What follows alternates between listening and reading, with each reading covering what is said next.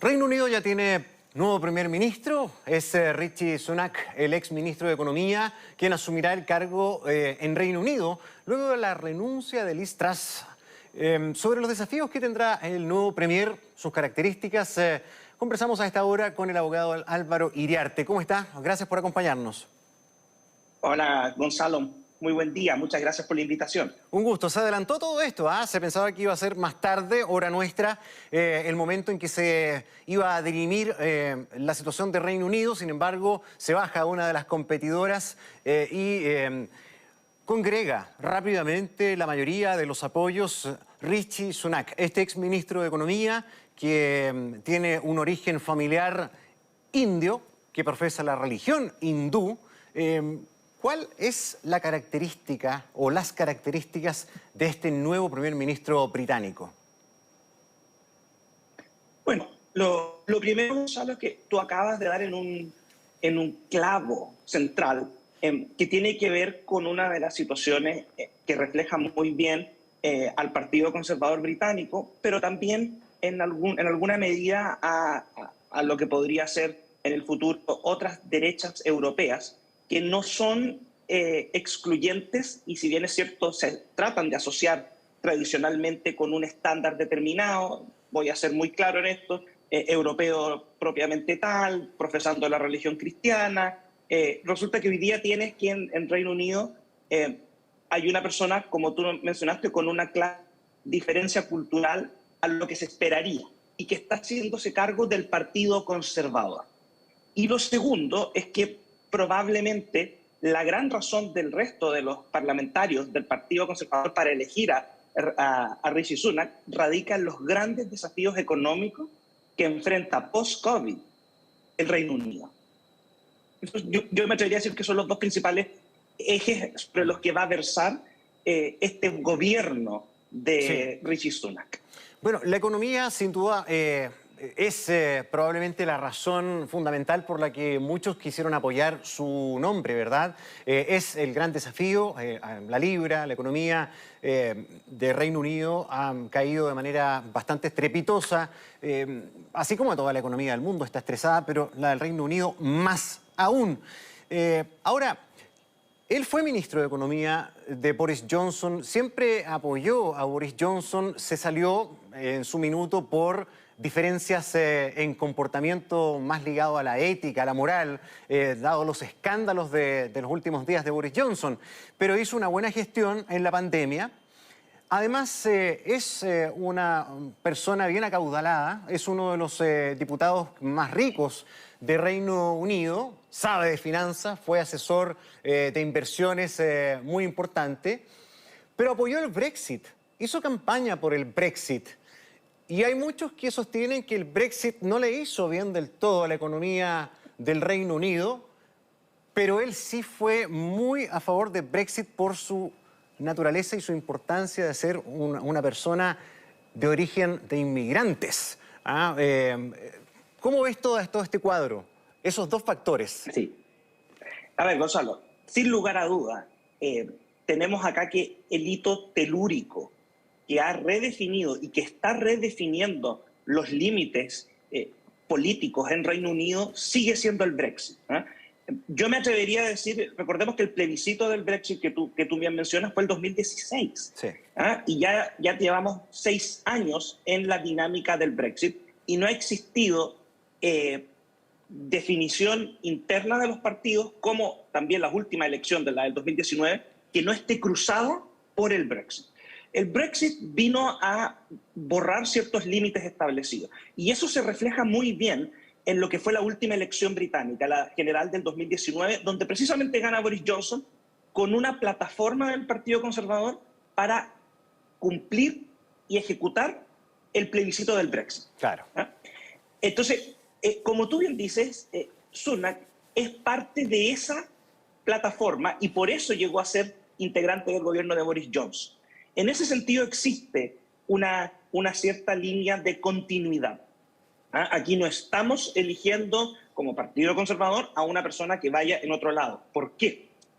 Por dos razones. Primero, porque la crisis de liderazgo del Partido Conservador comienza cuando David Cameron, que fue por el primer ministro, que fue por el permanecer, no por el Brexit, pierde entonces el referéndum y decide dar un paso al costado porque dice no tengo la capacidad, no tengo el respaldo, más bien dicho, para seguir liderando al partido ni gobernando.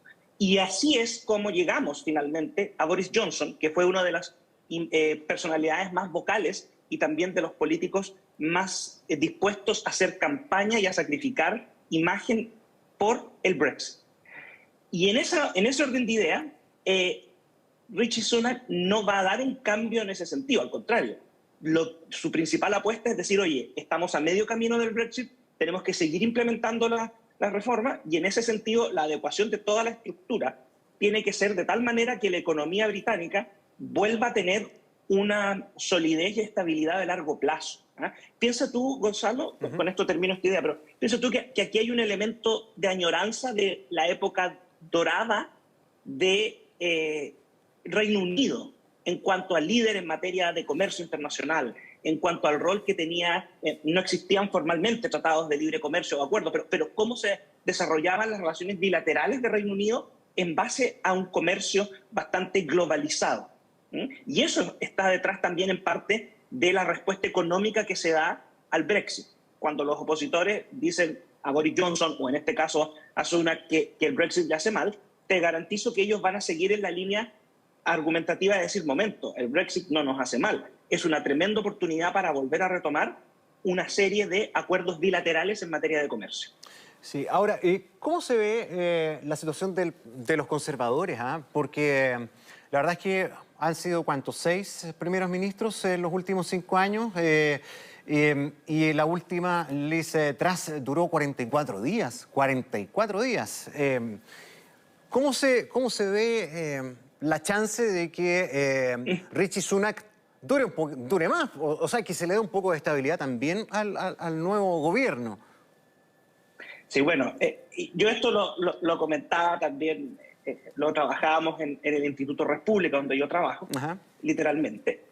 Aquí tenemos una cosa, siempre se nos habla de las bondades del parlamentarismo, y nosotros en Chile, que tenemos una tradición de fuerte presidencialismo, algunas veces reforzada, vemos siempre solamente los aspectos positivos del parlamentarismo.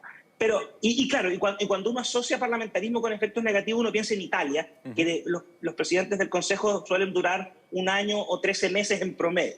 Claro. Pero uno no piensa en esa faceta negativa en Inglaterra. Pero aquí lo que estamos presenciando es efectivamente el efecto que produce la dinámica parlamentaria, donde estamos en una crisis del Partido Conservador.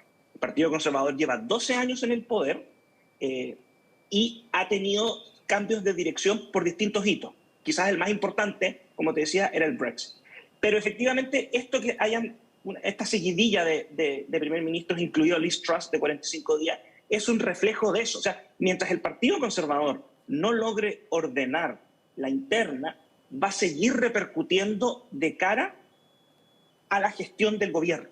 Y esto no lo tenemos que olvidar, entre otras cosas, Gonzalo, porque la elección del 2019, post-Brexit, donde Boris Johnson logra un resultado histórico como líder del partido, casi el 44% de los votos emitidos en Reino Unido quedaron en el Partido Conservador, la votación más alta porcentual obtenida por uno de los partidos desde el año 79, y el número de asientos se queda con 357 escaños en el Parlamento británico. Es la más alta desde el año 1987, cuando estaba Margaret Thatcher. El problema es que es un partido que se ha vuelto mucho más grande y mucho más diverso.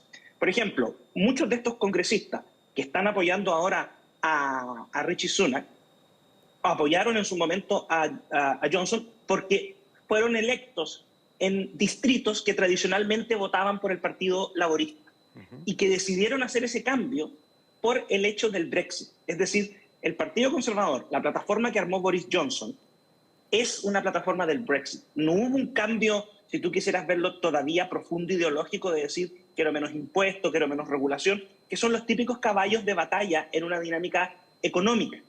Aquí fue el tema del Brexit. Entonces, el Partido Conservador hoy día no sabe cómo lidiar con esta nueva etapa y con estos nuevos electores que tiene más allá de sus electores tradicionales.